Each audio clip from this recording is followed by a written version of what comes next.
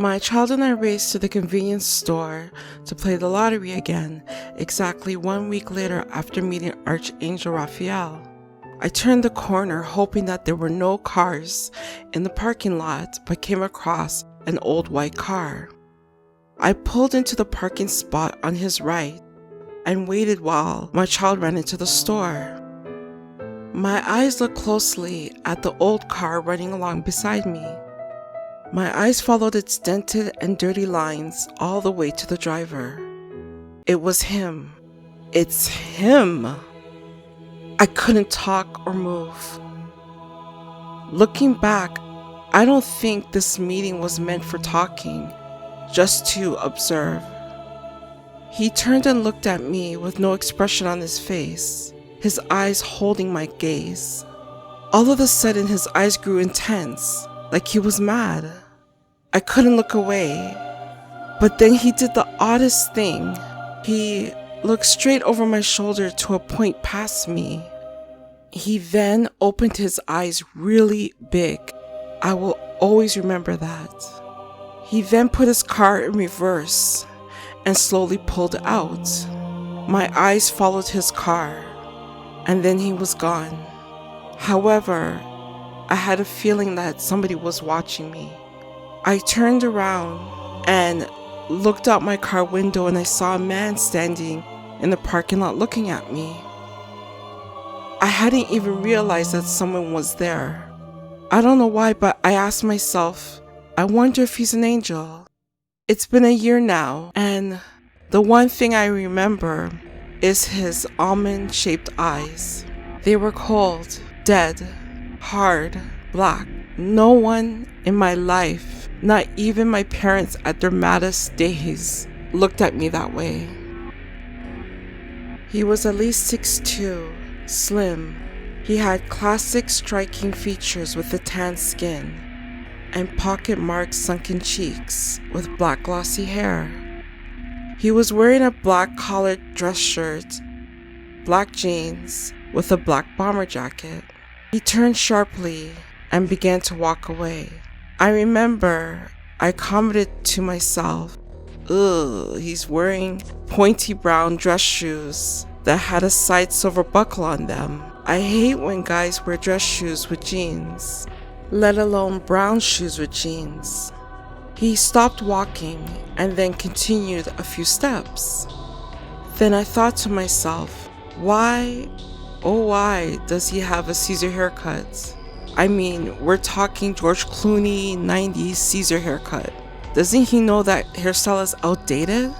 He stopped walking and turned slowly and looked at me sharply. Looking back, I remember that beings of a different plane can hear your thoughts as if you had spoken them. And that's probably why he stopped at certain points when I was speaking to myself. You know that there are moments that you remember for the rest of your life, like when your child is born, your graduation, a parent passing away, meeting Archangel Raphael. But as long as I live, I will never forget the cold, dead stare I got when he turned halfway around. Never. It was a look that could make you spit blood. He let his stare linger, and I stared right back. I was like a baby rabbit giving a cobra a stare down. He started to take a step towards me, but then sharply turned around as if remembering something. At that moment, my child left the store and pushed the door open. Looking back, I felt that Archangel Raphael gave him that stare over my shoulder as a warning, as if to say, back off. She's a child of God and she has his seal. He walked away as my child came back to the car.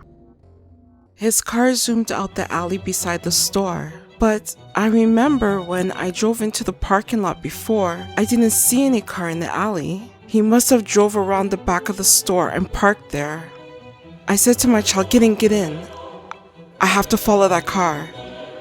The car was a pristine, white, late model car with pitch black tinted windows compared to God's servant, whose car was dirty, white, with see-through windows.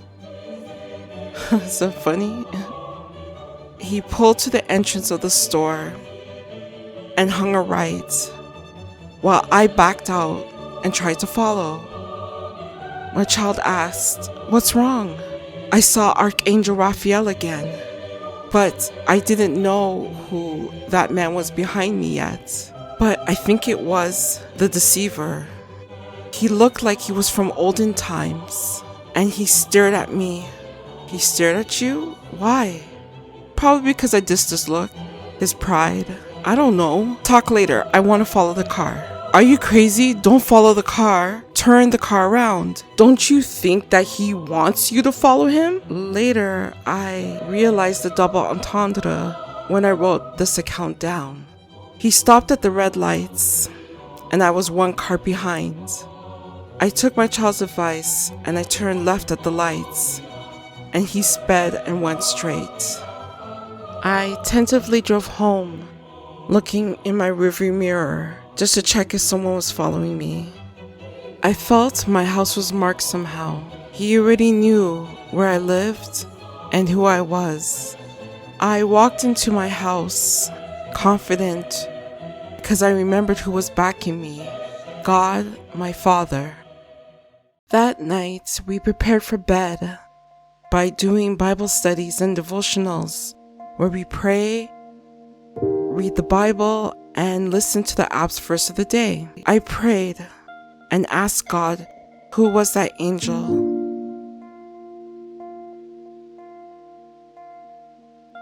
I found out who it was.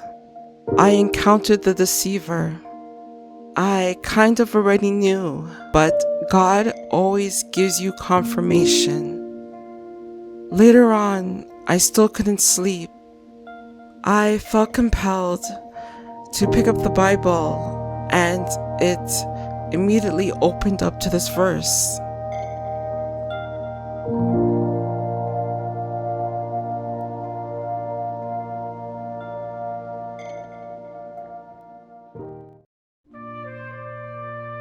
Although my mind began to race, I went to sleep pondering 3 truths.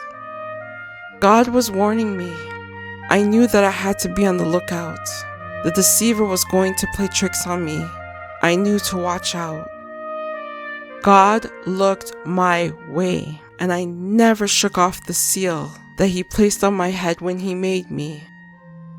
I knew that God allowed this to happen, not only because of my faithfulness in the search for righteousness, but to give every single non-believer and believer a sign that He listens, He answers, He is here, and He will protect us with a vengeance. Not once did I feel fear when it all went down. Not once. I never could figure out if the Deceiver came because God sent Archangel Raphael to come back, or did God send Archangel Raphael there to thwart the Deceiver from approaching me? A year later, I think it's the latter, not the former.